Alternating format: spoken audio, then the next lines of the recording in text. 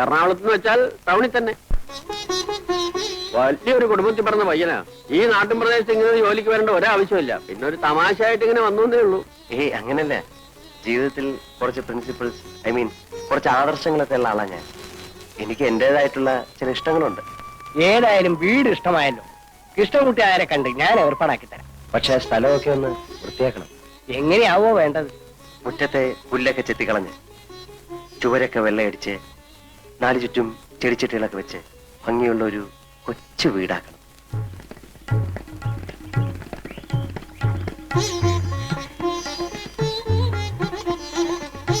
എങ്ങനെ സാറിന്റെ മനസ്സിന് ഇഷ്ടപ്പെട്ട രൂപത്തിലായോ? ഒരുവിധം. വസണി, സാധിച്ച ഒരു കിളിക്കൂട് സംഘടിപ്പിച്ച തിരക്കേടില്ലായിരുന്നു. കിളിക്കൂടോ? അതെന്തിനാ? ഈ ജനലിനരികിൽ കെട്ടിത്തൂക്കിയിട്ടാൽ രാത്രി കിളികൾ വന്നിരിക്കും. പുലർച്ചയ്ക്ക് അവരുടെ ശബ്ദം കേട്ട് എനിക്കുണ്ടാ. അതിനൊരു ടൈം പീസ് വാങ്ങിച്ചാ പോരെ? അലാറം വെച്ചാ മതിയല്ലോ. ഏയ് അതല്ല.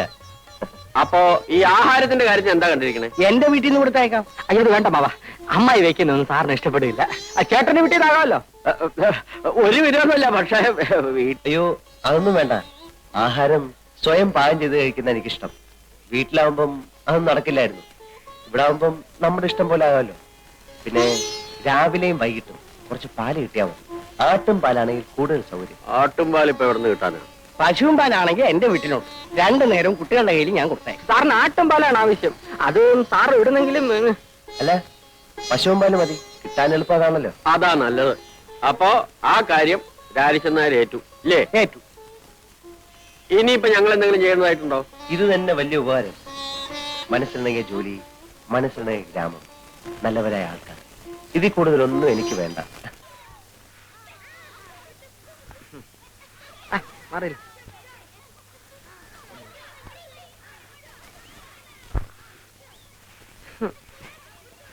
അമ്മായി, ഈ അമ്മാവനെന്താ ഇങ്ങനെ ആയിപ്പോയെ?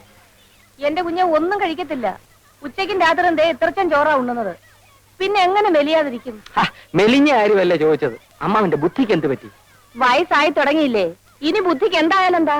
അല്ലമ്മായി, കല്യാണം കഴിയാത്ത ഒരു ചെറുപ്പക്കാരന്റെ വീട്ടിലേക്ക് രണ്ടുപേരും പാല് കൊടുത്തയക്കുന്നത് ശരിയാണോ? അതുകൊണ്ട് എന്താടാ തെറ്റ്? നീ ഒരു ചെറുപ്പക്കാരനല്ലേ? നീ പാല് കുടിക്കാറില്ലേ? ഈ അമ്മായിക്ക് എന്തോ പറഞ്ഞാലും മനസ്സിലാകത്തില്ല. ആ വില്ലേജ് ഓഫീസറുടെ വീട്ടിലേക്ക് രണ്ടുപേരും പാല് കൊടുത്തയക്കാമെന്ന് അമ്മാവൻ ഏറ്റിരിക്കുന്നു.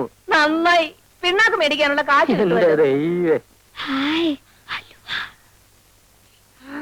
അല്ല, പലരുടെ വീട്ടിലും പാല് കൊടുത്തിട്ടുണ്ടോ നമ്മുടെ കുടുംബം കഴിയാൻ? എന്നാൽ അയാളോട് ഇങ്ങോട്ട് വന്ന് വാങ്ങിക്കാൻ പറയാം. ഇങ്ങോട്ടോ? അതേതായാലും വേണ്ട. അമ്മായിക്ക് അത്ര നിർബന്ധമാണെങ്കിൽ പിള്ളേരുടെ കൂടെ തയ്ച്ചാൽ മതി. ശരി. അതുമല്ലെങ്കിൽ അമ്മാവിന്റെ കൂടെ തയ്ച്ചാലും മതി. ഓ, എന്നാലും രാധ അങ്ങോട്ട് അയക്കരുത്. ഇല്ല. വാസുനേട്ടൻ ഇവിടെ ഈ നേരത്ത് വരുമെന്ന് വിചാരിച്ചില്ലല്ലേ? ഇല്ല. ഇന്നലെ ഇവിടെ വരാൻ പറ്റില്ല. സാരമില്ല. രാധേ, എന്തിനാ?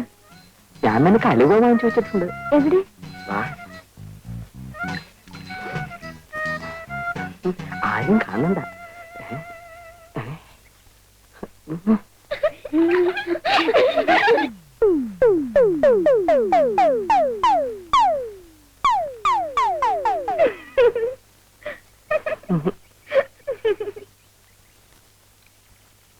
വാസനേട്ടാ, നാളെയും കൊണ്ടുവരുവോ?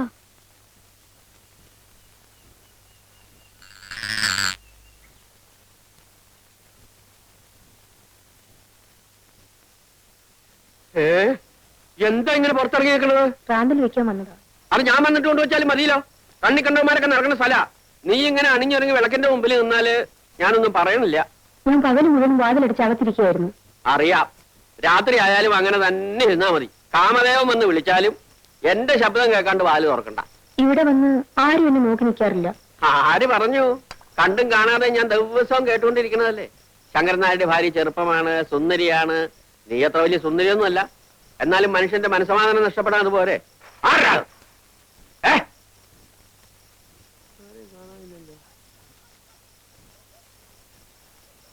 ചിലപ്പോ എനിക്ക് തോന്നിയതായിരിക്കും.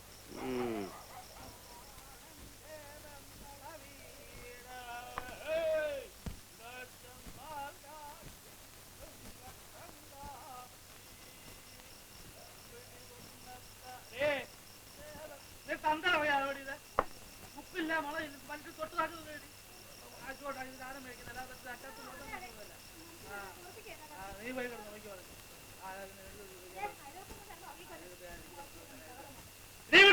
അയൽവക്കത്തെ പ്രശ്നമല്ല എല്ലാം ചോദിക്കാൻ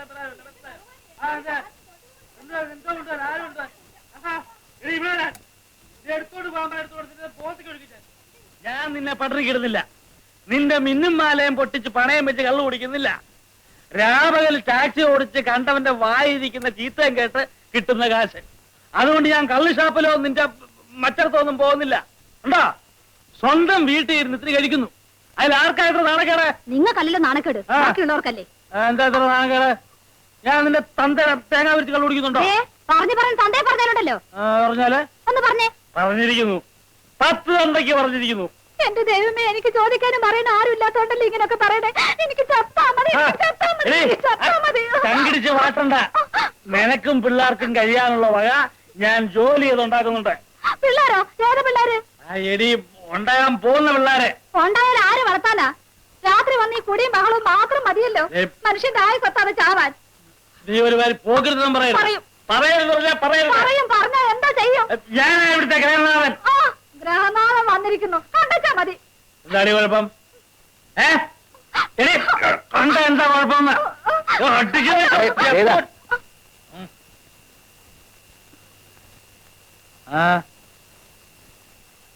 ആരാ? ഞാൻ അടുത്ത വീട്ടിലെ പുതിയ താമസക്കാരനാ. അറിഞ്ഞു, പക്ഷെ പരിചയപ്പെട്ടില്ല. വന്നാട്ടെ, ഒരു 100 മില്ലി അടിച്ചിട്ട് വാ. എന്താ? മദ്യം വിഷമാണ്. ഒരു വിഷമവും ഇല്ല. ആവശ്യമുള്ളത് ഞാൻ കരുതിയിട്ടുണ്ട്. വന്നാട്ടെ. അല്ല, ഞാൻ വന്നതേ മറ്റൊരു കാര്യം പറയാനാ. എന്താ? ഈ ഭാര്യമാരെ ഇങ്ങനെ തല്ലരുത്.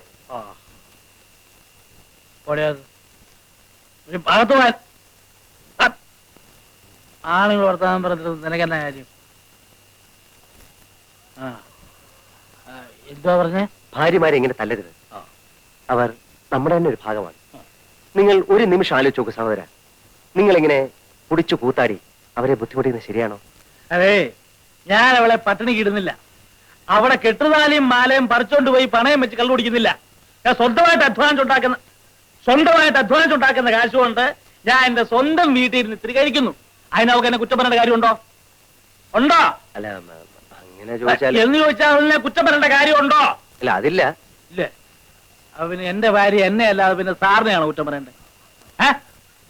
സ്വന്തമായിട്ടെല്ലാം പറയാനുണ്ടോ? അല്ല, നിങ്ങളിങ്ങനെ കുടിച്ച് ബഹളം ഉണ്ടായി കഴിഞ്ഞാൽ അയൽക്കാരായ ഞങ്ങൾക്ക് ബുദ്ധിമുട്ടാ. ബുദ്ധിമുട്ടല്ലയോ? വളരെ അത്യാവശ്യമായി ഒന്ന് കാണണം, വരുമോ എന്ന് ഞാൻ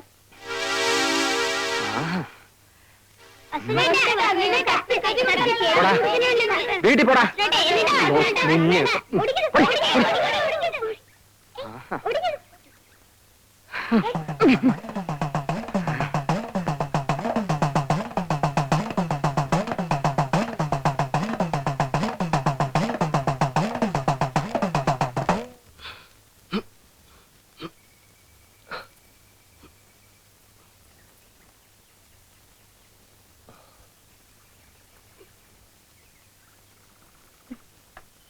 ചേച്ചി, അയാള് ചേച്ചിക്ക് ഒരു കത്ത് എഴുതുന്നു. എന്നിട്ട് എവിടെ? വഴിക്ക് വെച്ച് വാസുണ്ണീട്ടും വാങ്ങിച്ചു. നിങ്ങൾ എന്തിനാ കൊടുത്തത്? കൊടുത്തതല്ല, എന്റെ തട്ടിപ്പറിച്ചതാ. തട്ടിപ്പറിക്കാൻ എന്തിനാ സമ്മതിച്ചു? വേഗം പോയി വാങ്ങിട്ട് വാ. ഇല്ല,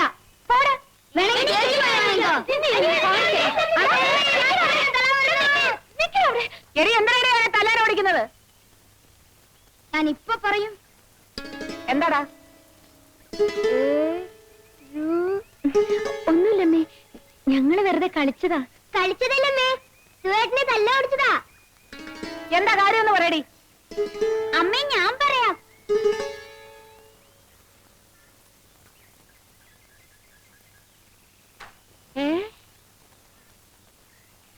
ഇവിടെ വാടി.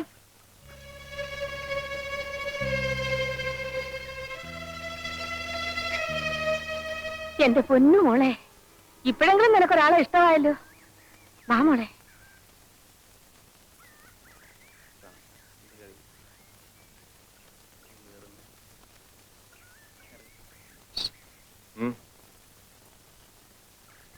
ആയിട്ട് ഞാൻ പോരാ.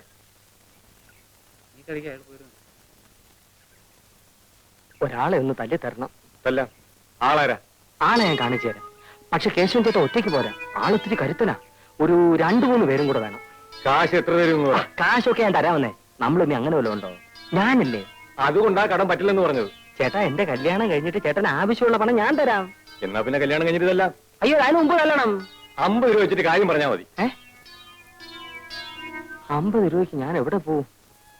പിന്നെ സാറേ, വാസുണ്യ. സാർ സാറേ ഓഫീസ് വിട്ട് വരികയായിരിക്കും.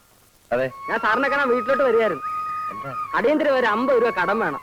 എനിക്കല്ല, രാരിച്ചരമ്മാവനാ, രാധയുടെ അച്ഛന്.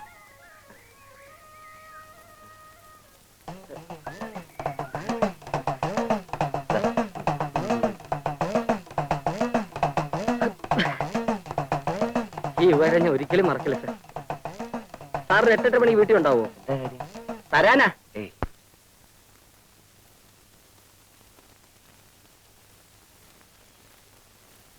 ഇവിടെ ആളില്ലേ? ആരാ? ഞങ്ങളാ.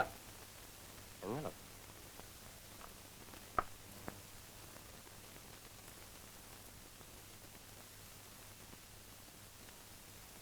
എന്താ? കൂലിക്ക് തല്ലാൻ വന്നതാ. കൂലിക്ക് തല്ലാനോ? ആരെ? നിങ്ങളെ. ഞാൻ ആരോടും തല്ലിനും വഴക്കിനും പോകാറില്ല. നിങ്ങൾ തല്ലണ്ട, ഞങ്ങൾ വലിക്കോളാം. എന്നെ അടിക്കരുത്. ഞാൻ ഒരു സമാധാനപ്രേമിയാ. ഒരു കവിളിൽ അടിച്ചാൽ മറു കവിളും കാണിക്കുക, അതാ എന്റെ ആദർശം. ഇതാ.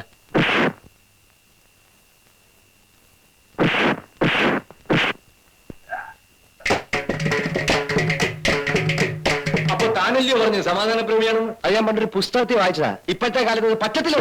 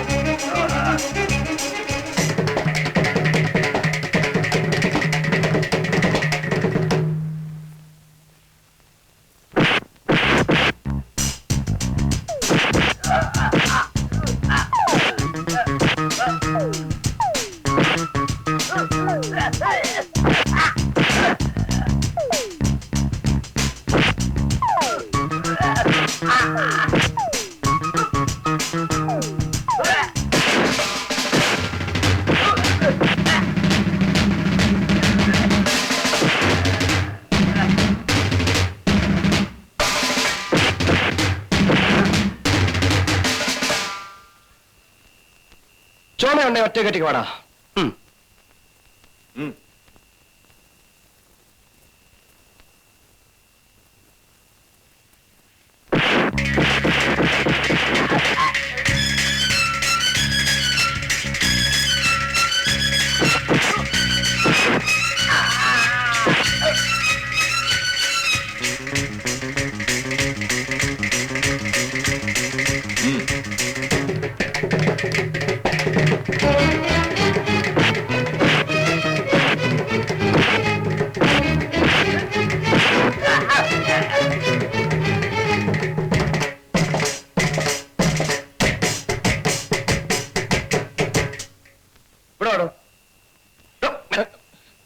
അയ്യോ സാറേ, എന്നൊന്നും ചെയ്യരുത്. ആ വാസുന്ന് പറഞ്ഞു വന്നതാ. അവന്റെ പെണ്ണിന് സാറ് നോക്കാതിരിക്കാൻ.